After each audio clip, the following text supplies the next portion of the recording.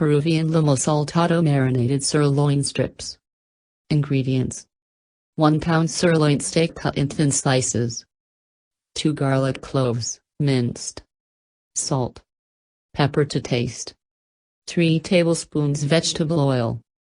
1 small red onion cut in thick slices. 2 plum tomatoes cut in thick slices.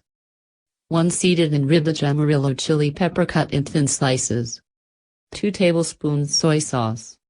3 tablespoons red wine vinegar. 1/3 cup beef stock.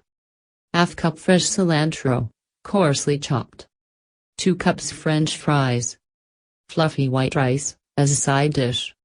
Season the beef with garlic, salt and pepper. Put a wok or a pan over very high heat. Stir in oil and cook the meat, a few slices at a time, so they do not steam and the meat browns. Cook each batch 2 minutes.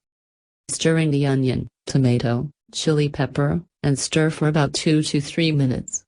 The tomatoes and onions should be crunchy, not mushy.